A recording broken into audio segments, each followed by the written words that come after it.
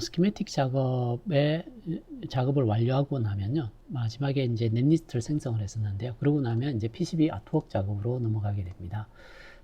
PCB 아트웍 작업에서 맨 먼저 선택해야 될 것은 이제 PCB 기판이 몇 층 기판인지, 그리고 그 PCB 두께는 얼마나 할 건지, 뭐 이런 내용들을 설정을 하게 됩니다. 그래서 레이어들을 어떤 종류를 쓸 건지에 대한 내용들도 결정을 하게 되고요. 그러고 나서 넷리스트를 읽어드립니다. 넷리스트가 읽혀지고 나면 컴포넌트들이 들어오게 되는데요. 그러면 그 각 넷을 어떤 형태로 라우팅을 할 건지를 결정을 하게 되는데, 거기가 이제 디자인 룰입니다. 레이어 셋업은 기판의 종류를 정하고요. 디자인 룰은 그 기판에서 저희들이 컴포넌트들을 연결할 때 라우팅을 어떤 룰을 가지고 할 건지에 대한 내용들이라고 보시면 되겠습니다. 대표적으로 그냥 저희들이 신호선과 전력선들을 나누어서 라우팅 두께나 뭐 비하 굵기가 서로 다른 것들을 설정을 해줄 수 있습니다. 그래서 디자인 룰이 설정이 되고 나면 이제 컴포넌트를 위치시키고요. 컴포넌트 위치가 끝나고 나면 이제 보드 아웃라인을 결정을 하는데, 보드 아웃라인은 PCB의 크기를 결정을 합니다. 저희들이 만들었을 때 PCB의 크기가 어느 정도 될 건지, 그리고 보드 아웃라인이 정해지고 나면 이제 라우팅을 하면 연결이 거의 마무리가 되게 됩니다. 그리고 나서 보통 이제 저희들이 그라운드 선 같은 경우에는 카퍼 같은 카퍼 필 같은 것들을 이용해서 연결하기 때문에 그라운드를 제외한 모든 라인들은 와이어링이 끝을 내야 됩니다. 그리고 나서 나중에 그라운드는 카퍼 존이라는 툴을 이용해서 면 전체를 카퍼로 연결하는 방법으로 이제 인터커넥션을 하게 됩니다. 그리고 나서 이제 그 컴포넌트들이 제대로 올라갔는지 이렇게 확인할 수 있습니다. 이 과정들을 한번 살펴보도록 하겠습니다. 그래서 저희들이 스키매틱 작업이 완료가 되고 나면 넷리스트가 추출이 됐겠죠. 그래서 여기 넷리스트가 추출이 된 상태인데요.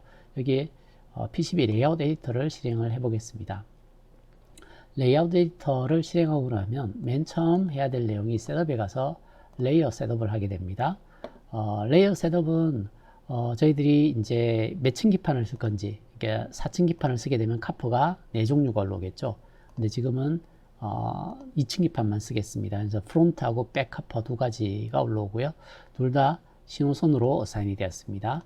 그래서 보통 4층 기판을 쓸 때는 이너 레이어들은 주로 이제 전력 라인으로 많이 사용을 합니다. 지금 이제 2층 기판이기 때문에 둘 다 시그널 라인으로 사용을 하고요.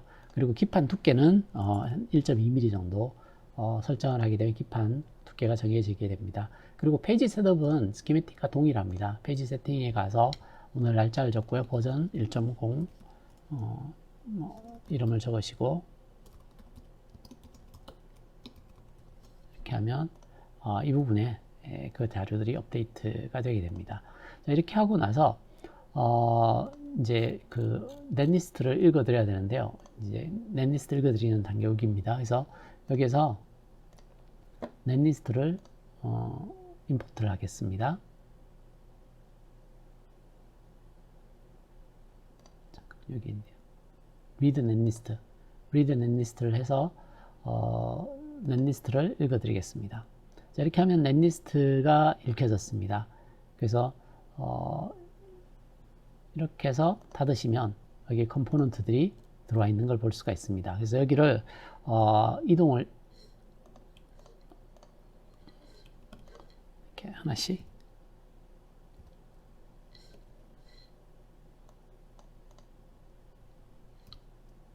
이동을 시킬 수 있습니다. 이렇게 어떻게 배치할 건지 이제 정해야 되는데요.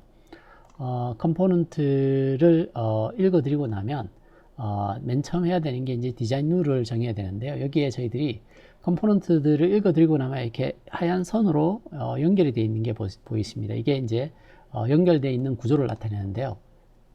여기 스키매틱하고 비교를 해보시면 제가 여기를 선택을 하면 여기가 선택이 됩니다. 그래서 예를 들어서 여기를 선택을 하면 여기 이 컴포넌트가 선택이 돼서 센터에 오게 됩니다. 그래서 이렇게 주밍을 한 상태에서 제가 여기를 선택을 하면 이 저항이 오고요. 여기를 선택하면 이 컴포넌트가 보입니다. 그래서 스키매틱과 넷리스트는 서로 연동이 되어 있습니다. 그래서 여기를 누르면 이 컴포넌트가 선택이 돼서 여기서 선택을 하게 되면 반대쪽이 선택이 됩니다. 그래서 여기를 스키매틱에서 선택하면 이쪽에 선택이 보이고요. 여기도 마찬가지로 이렇게 두고 R1을 선택을 하면 여기가 보이죠. R1이. 그래서 센터로 오게 됩니다. 선택된 컴포넌트가. 그래서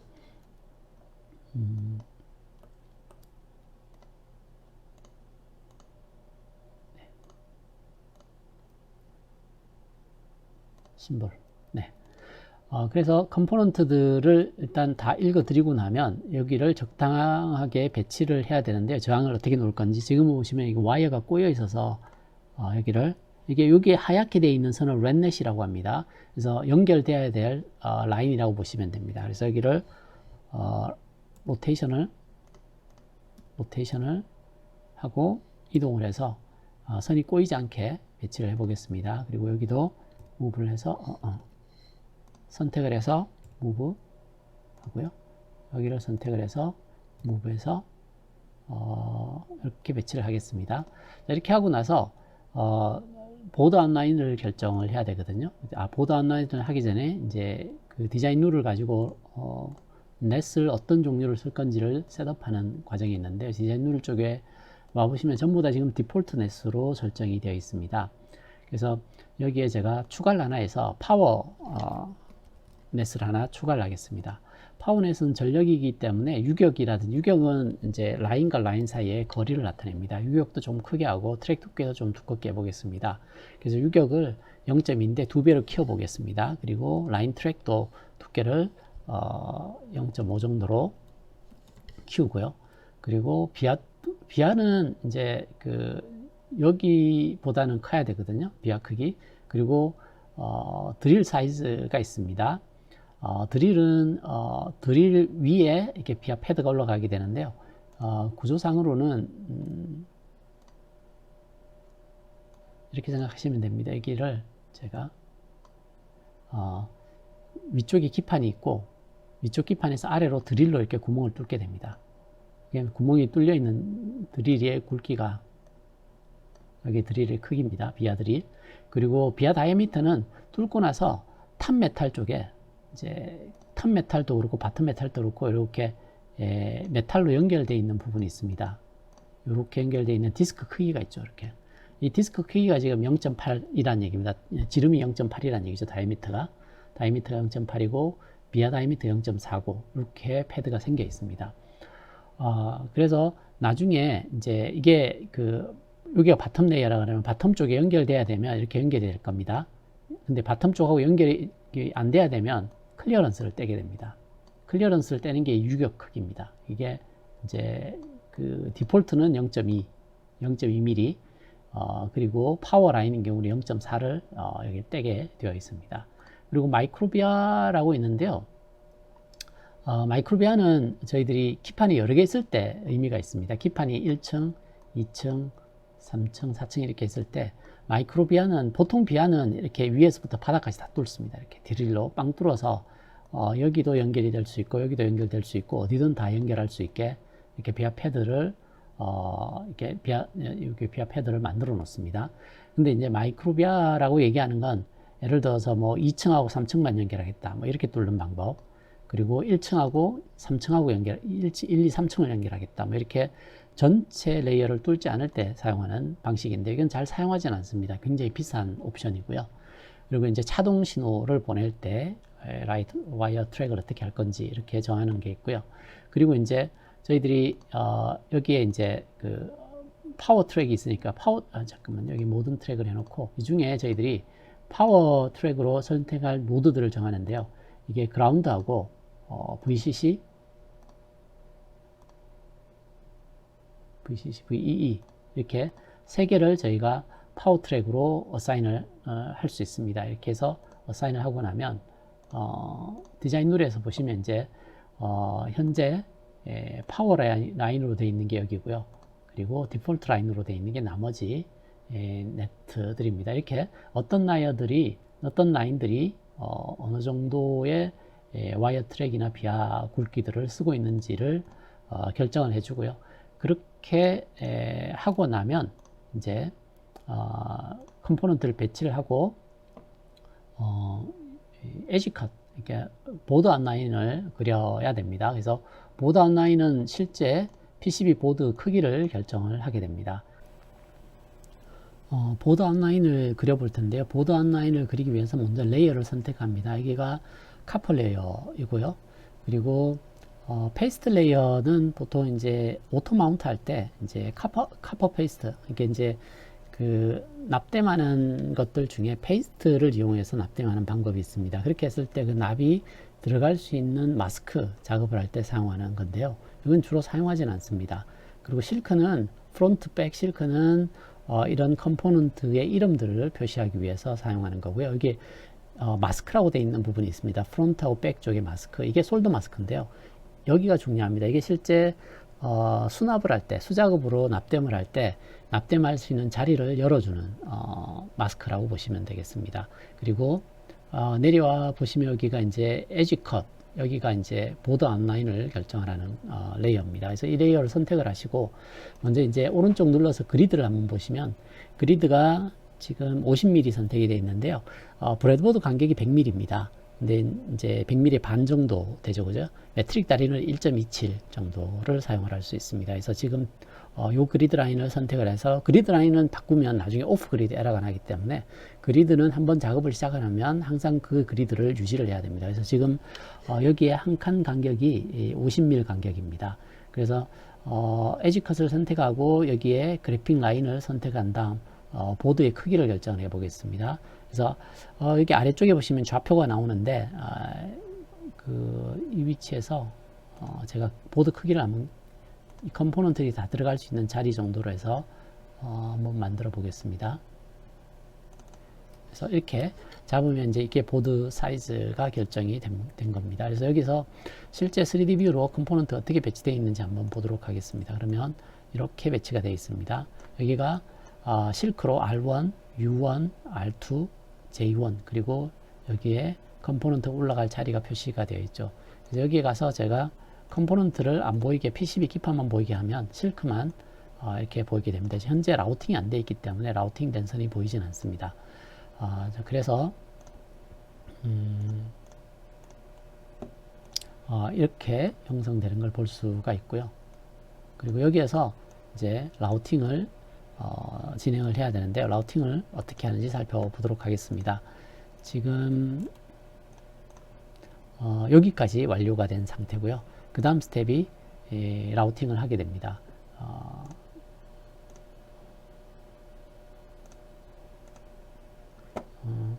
먼저 라우팅을 할 때 핫키가 X로 되어 있을 겁니다. 이게 이 툴에서의 다시 핫키들을 봐야 되는데요.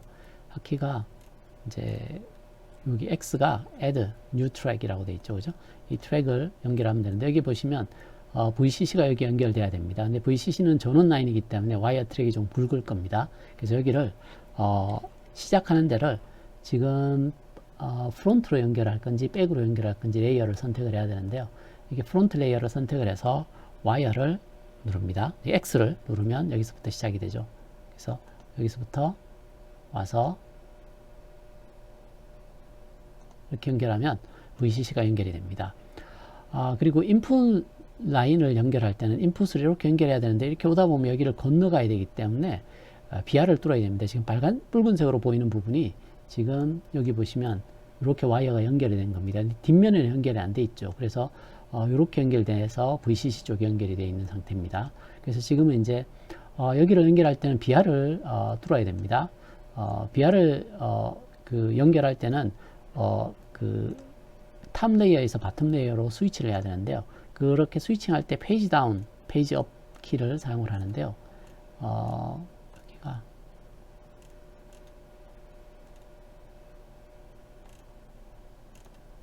여기 있네요. 페이지 업, 페이지 다운이 스위치 투 프론트 레이어에서 바텀 레이어로 스위칭을 할 때 이렇게 사용을 할 수 있습니다. 그래서 여기 출발할 때는 X를 누르고 출발을 해서 저희들이 이제 여기에서 이제 레이어를 스위치를 해 보겠습니다. 그래서 그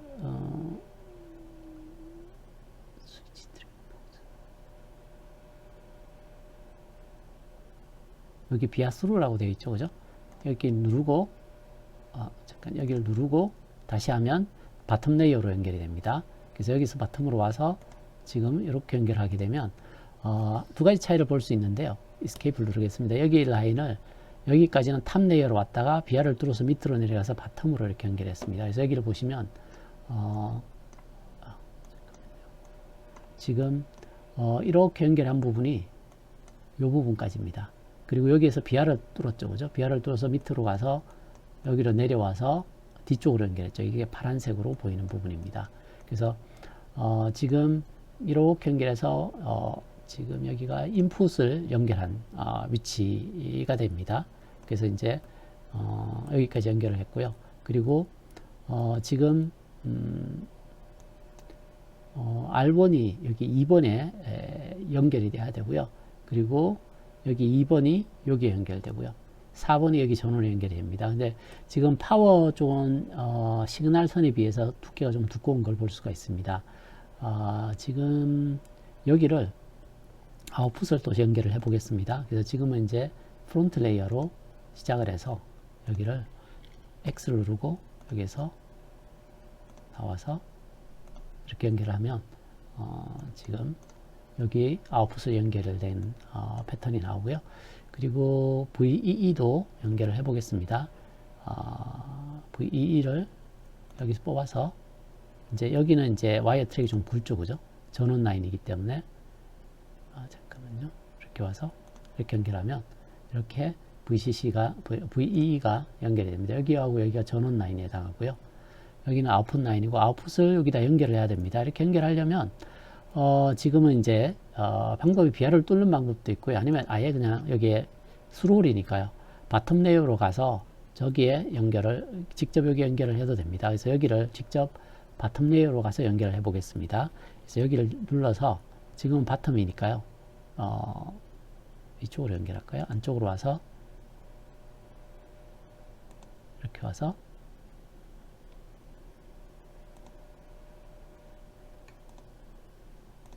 이렇게 연결하면 이건 이제 여기에서 보이진 않지만 뒷면을 보면 여기 라인이 여기에 연결되어 있는 걸 볼 수가 있습니다. 그래서 지금 여기 아웃풋 라인에 연결을 해뒀습니다. 잠깐만요. 제가 제대로 연결했나요? 네. 여기가 이렇게 연결이 되어 있죠, 그죠? 이렇게 연결이 된 라인이 여기 있습니다. 여기가 아웃풋이고요. 아웃풋이 위에서 보면 여기서 이렇게 연결이 되게 되어 있죠. 자, 그리고 2번 라인은 인풋 쪽에 연결이 돼야 되는데 여기도 제가 바텀으로 똑같이 연결해서 가져가겠습니다.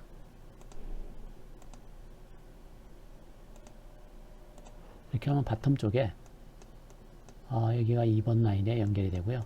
그리고 여기가 다시 2번 라인에 연결이 돼야 되겠죠. 그래서 여기는 탑 레이어를 이용을 해서 연결을 하겠습니다. 그래서 잠깐만요. 여기에 탑을 다시 레이어를 선택을 하고요. X를 누른 다음에 여기서 뽑아서 이렇게 연결하면 지금 여기가 이제 컴포넌트를 안 보이게 해놔 보죠.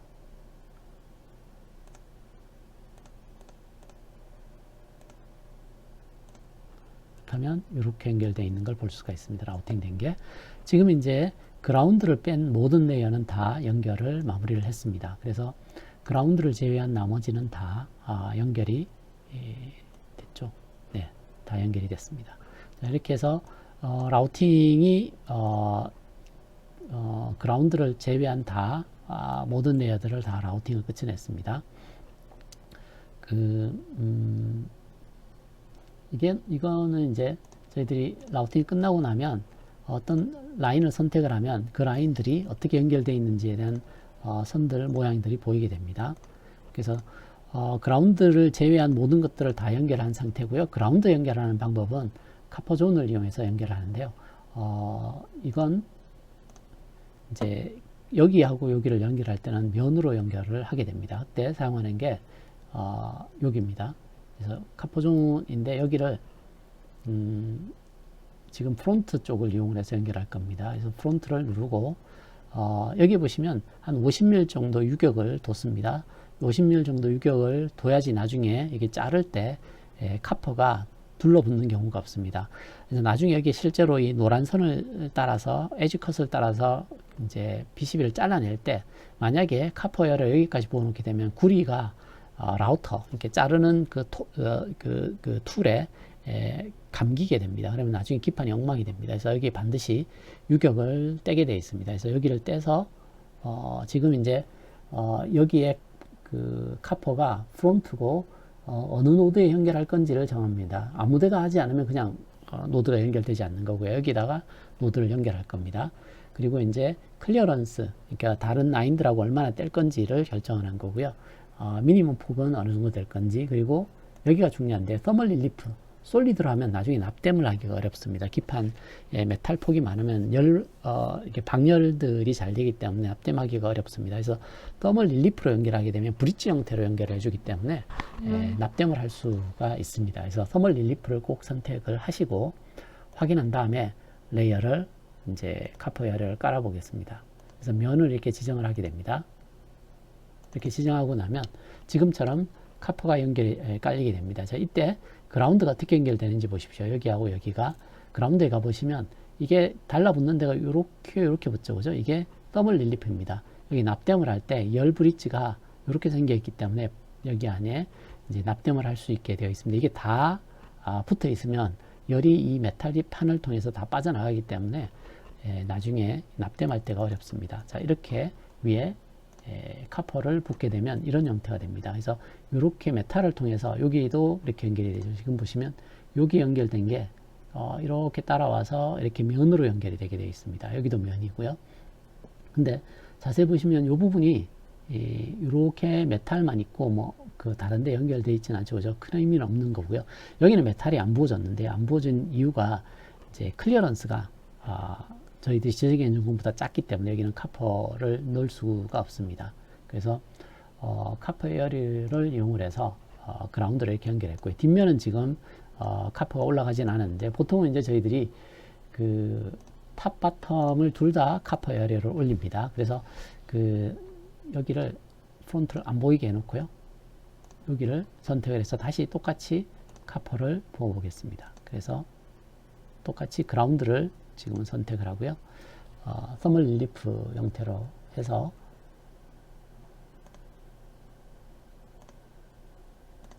카퍼 에어리를 부어 보겠습니다. 그러면 여기도 마찬가지로 그라운드 라인이 이렇게 연결되는 걸 볼 수가 있고요. 지금은 뒷면이 다 깔린 걸 볼 수가 있습니다.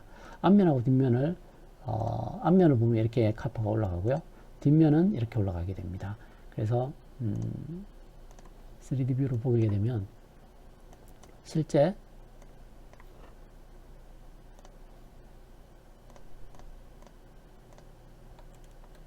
PCB를 떠놓으면 이런 형태의 PCB가 만들어지게 됩니다. 그래서 뒷면에는 이렇게 카퍼가 다 올라가고요.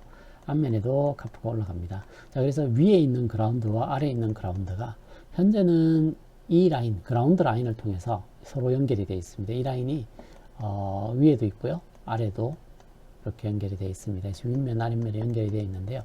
여기를 조금 더 튼튼하게 연결하려면 비아 스티치 같은 것들을 사용을 해서 좀 더 튼튼하게 연결할 수 있습니다. 지금처럼 프론트 카퍼와 백 카퍼가 둘 다 그라운드일 때는 프론트 카퍼와 백 카퍼를 비아 스티치를 이용해서 연결해주면 그라운드 특성이 좋아지게 됩니다. 그래서 비아 스티치 만드는 방법에 대해서 설명을 드리겠습니다. 비아 스티치는 새로운 풋프린트 에디터를 열어서 그 풋프린트에 비아 스티치 컴포넌트를 만들고 그 비아 스티치 컴포넌트 라이브러리를 프로젝트에 이 풋프린트 라이브러리에 현재 만들었던 그 풋프린트 컴포넌트를 저장을 합니다. 그렇게 저장되고 나면 나중에 이제 그 저희들 원래 PCB 쪽에 와서 그 풋프린트 라이브러리에 들어있는 비아 스티치를 가져와서 배치를 해주면 됩니다. 그래서 이 작업을 한번 해보도록 하겠습니다. 그래서 맨 먼저 풋프린트 에디터를 실행을 하고요. 여기에서 그 새로운 풋프린트를 만들어야 됩니다. 그래서 여기에 뉴 풋프린트 이 아이콘을 눌러서 뉴 풋프린트를 만드는데요. 비약 06이라고 만들어 보도록 하겠습니다. 그래서 여기에 add pad 컴포넌트를 좌표 제로저리에 배치를 하고요. escape를 누르겠습니다. 자, 그리고 여기 컴포넌트를 에디팅을 할 텐데요. 패드 속성을 먼저 보겠습니다. 패드 속성을 열어서 이렇게 여기에서 add E를 눌러도 되고요. 이렇게 컴포넌트에 E를 누르셔도 되고, 아니면 여기에 패드 속성을 누르셔도 됩니다. 그래서 여기 E를 눌러서요. 패드 넘버가 1이고요. 스루홀이고 서큘러 타입이고 사이즈는 0.6mm고요. 드릴 사이즈는 0.3이 되게 만들고요. 프론트하고 백 쪽 마스크를 쓸 수 있게 이렇게 만들어 놓겠습니다. 자, 그리고 레퍼런스하고 비하는 애노테이션은 굳이 필요 없으니까 인비저블로 다 만들어 버리겠습니다. 여기도 인비저블로 만들어 놓고요. 3D 뷰로 한번 보겠습니다. 자, 그래서 여기서 여기 노란색 사이즈가 0.6이고요. 드릴 사이즈가 0.3 정도 되는 컴포넌트입니다. 그래서 이렇게 생겨 있는 탑에서 바텀으로 비아가 드릴 0.3으로 뚫고 패드는 0.6으로 만들어져 있는 이런 비아 스티치 컴포넌트가 만들어졌습니다. 그래서 여기를 저장하기 위해서 이제 새로운 라이브러리를 하나 생성을 하겠습니다. 그래서 여기에 위치는 여기고요. 여기 mydeep01이라고 라이브러리를 저장을 하겠습니다. 자, 그리고 이제 여기 컴포넌트를 비아 컴포넌트를 저장할 텐데, 지금 이제 저기를 저장을 하려면 여기에 path 라이브러리에 방금 만들었던 이 라이브러리 폴더, 그러니까 이 폴더가 저장이 되어 있어야 됩니다. 자, 이렇게 저장을 하고 이제 세이브를 하면 저걸 어디다 저장할 건지를 정하는데요. 방금 만들었던 라이브러리가 여기에 잡히게 됩니다. 그래서 이 라이브러리에 저장을 하면 됩니다. 그래서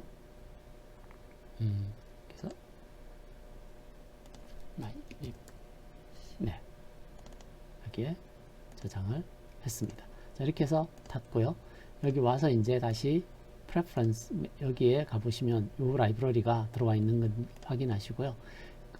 여기에서 이 컴포넌트 add print 컴포넌트를 가져와서 여기에 라이브러리 중에 my library 01 여기에 이 컴포넌트를 선택을 하셔서 가져오시면 됩니다. 그래서 여기를 배치를 하면 이렇게 배치가 되는데, 이게 3D 뷰로 한번 볼까요? 3D 뷰로 보시면 이렇게 배치가 됩니다. 위아래에 비아 스티치가 박혀 있는 걸 볼 수가 있고요. 이렇게 배치를 하고 나서 비아 스티치를 위치시키고 나서는 여기에 노드를 할당을 해야 됩니다. 그래서 비아를 넣고 나서 리필을 해보면 리필이 하키가 P로 되어 있는데요.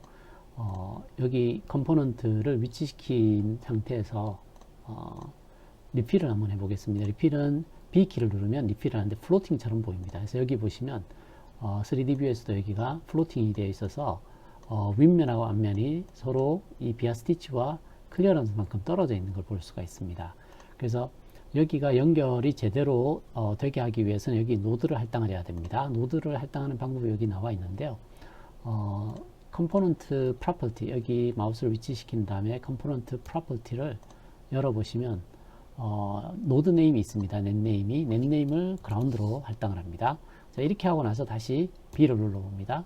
그러면 이렇게 연결되는 걸 볼 수가 있습니다. 그래서 탑 메탈하고 바텀 메탈이 이 비아 스티치를 통해서 서로 연결이 되는 모양을 보여줍니다. 근데 한 가지 좀 보시면 메탈이 연결될 때 보시면 더멀 릴리프 형태로 연결이 됩니다. 솔리드로 연결되는 게 아니라 메탈이 없는 구간들이 나죠.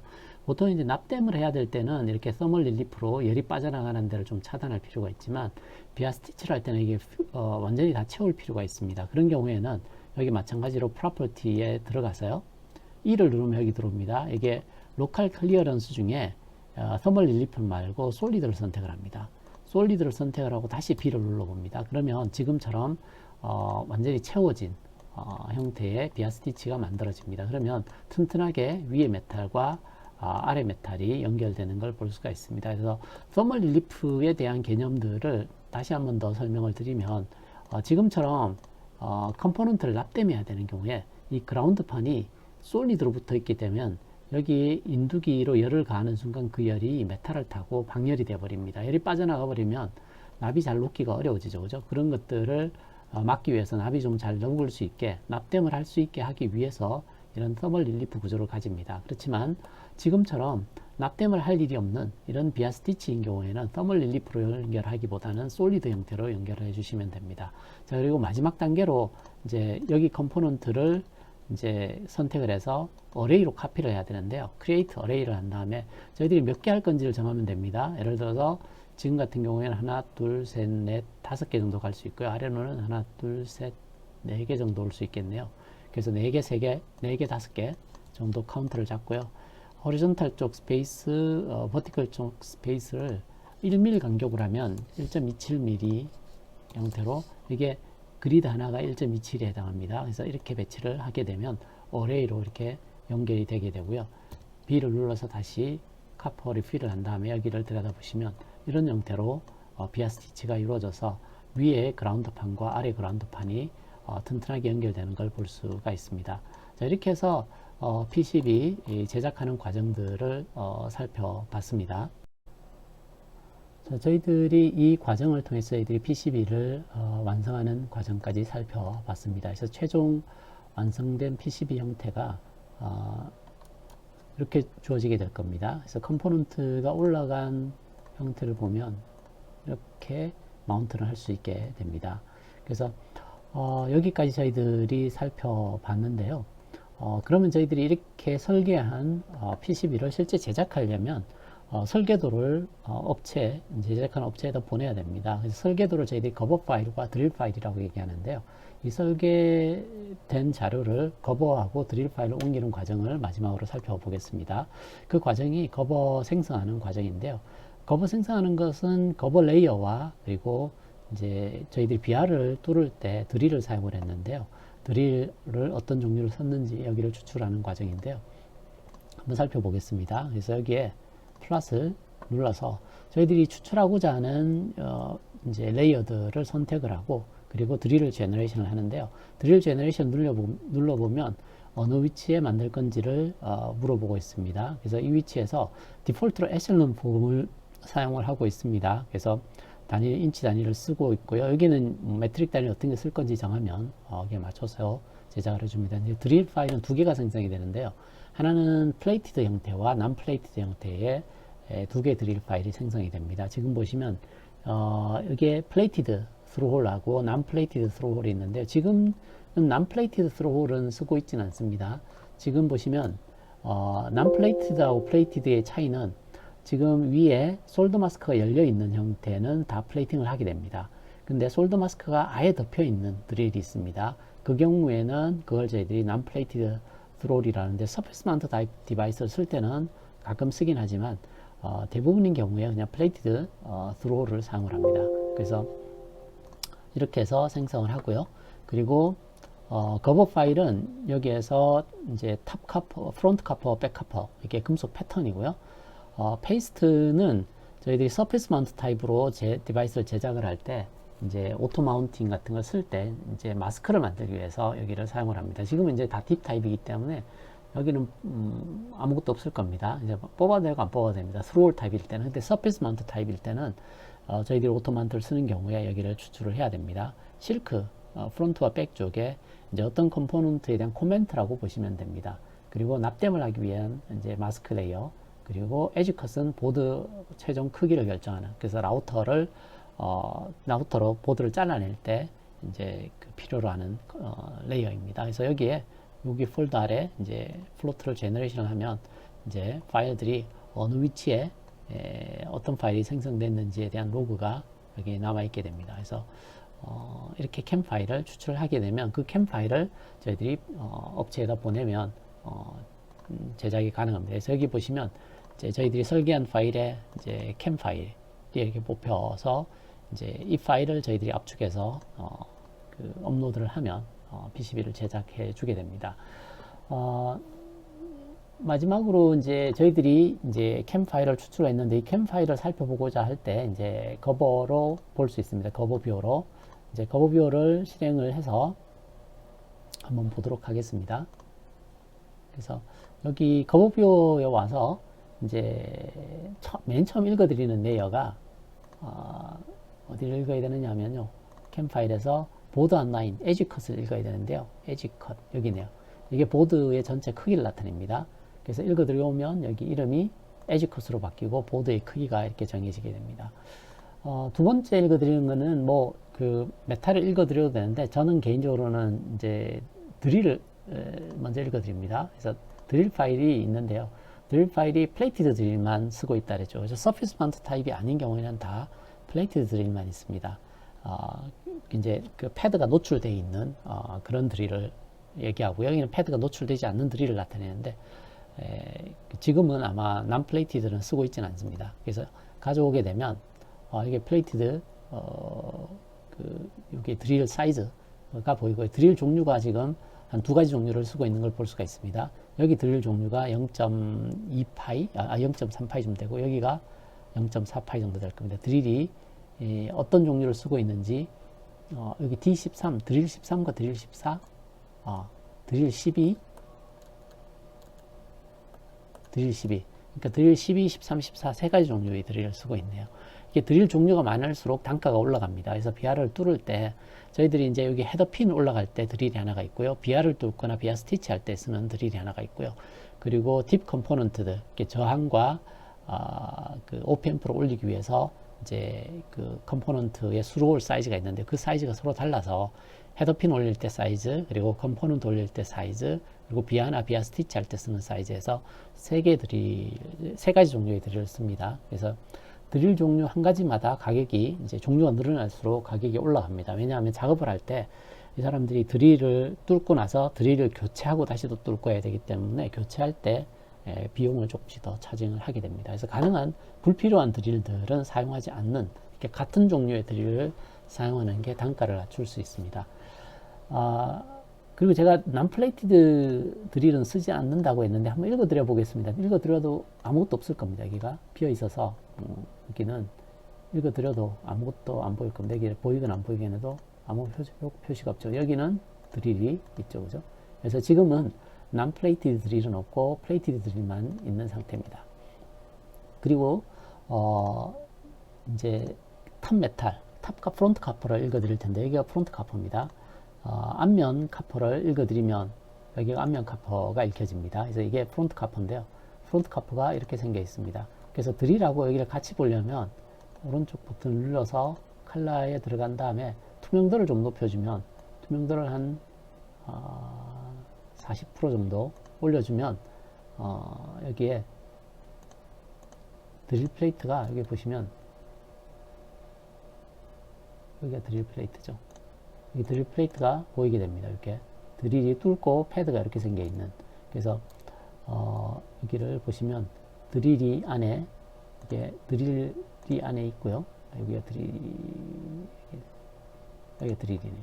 여기가 드릴이 뚫려 있고요, 그리고 프론트 카퍼가 이렇게 올라가 있는 걸 볼 수가 있습니다. 이 색깔을 조금 연한 색깔로 잡는 게 나을 수도 있겠네요. 이렇게 프론트 카퍼를 읽어드렸고요. 그리고 나서 그 다음 백 카퍼를 읽어보겠습니다. 백 카퍼가, 이거 프론트 카퍼고요, 백 카퍼가 여기 있네요. 그래서 여기 백 카퍼가 읽혀지게 되면 이게 바탕 쪽인데요, 이게 탑 쪽이고 여기 이제 바탕이고요. 바탕 쪽도 마찬가지로 이렇게 드릴이 뚫리고 위에 패드가 올라가는 걸 볼 수가 있습니다. 그리고 서멀 릴리프 구조는 이렇게 생겨 있는 걸 볼 수가 있죠. 여기와 여기가 그라운드로 연결되면서 서멀 릴리프가 붙어 있습니다. 프론트 카퍼도 마찬가지로 이 자리에 서멀 릴리프가 올라가 있는 걸 볼 수가 있습니다. 그리고 나서 다른 레이어들을 읽어 드릴 텐데요. 이제 실크는 애노테이션이라 그랬습니다. 실크 레이어를 한번 읽어 보겠습니다. 여기 실크 레이어를 읽어 드리면 여기 실크 레이어가 읽혀졌는데, 이 색깔이 좀 지우고, 여기 보시면 이게 이제 실크 레이어인데, 실크 레이어를 조금 밝은 색으로 바꿔버리죠. 화이트에 가깝게.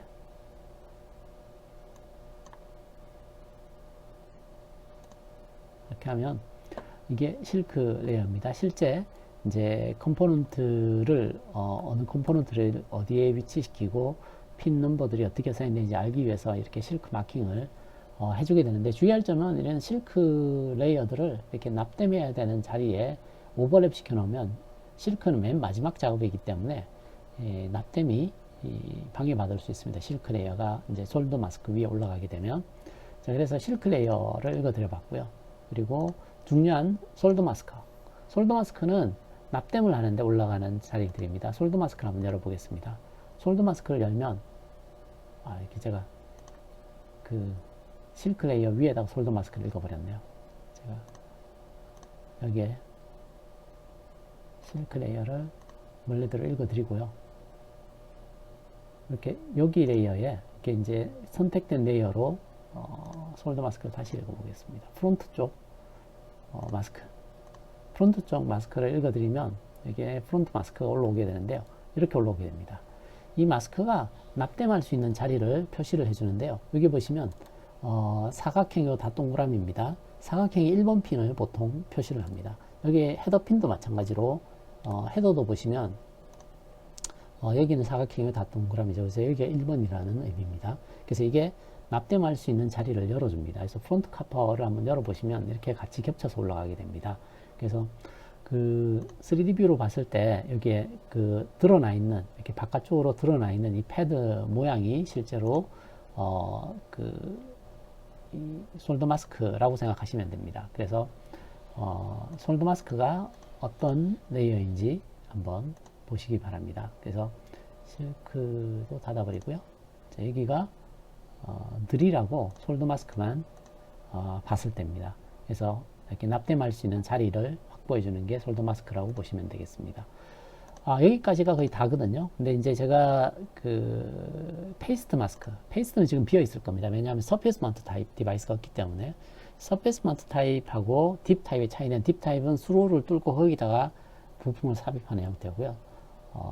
서페이스 마운트 타입은 수로를 필요 없습니다. 그래서 이 경우에는 지금 읽어드려보면 아무것도 없을 겁니다. 비어 있을 겁니다. 그래서 지금 보시면 여기를 변화시켜도 솔더 마스크는 지금 서페이스 마운트 디바이스가 없기 때문에 없는 걸 볼 수가 있습니다. 그래서 저희들이 어떤 레이어들을 만들었는지, 이런 레이어들에 대한 정보들을 저희들이 생성을 해서 이제 캠 파일을 만들고 그 캠 파일을 보내게 되면 디바이스를 제작해 주게 됩니다. 그래서 이제 그 커버를 이용을 해서 제대로 생성되는지 체크하고요.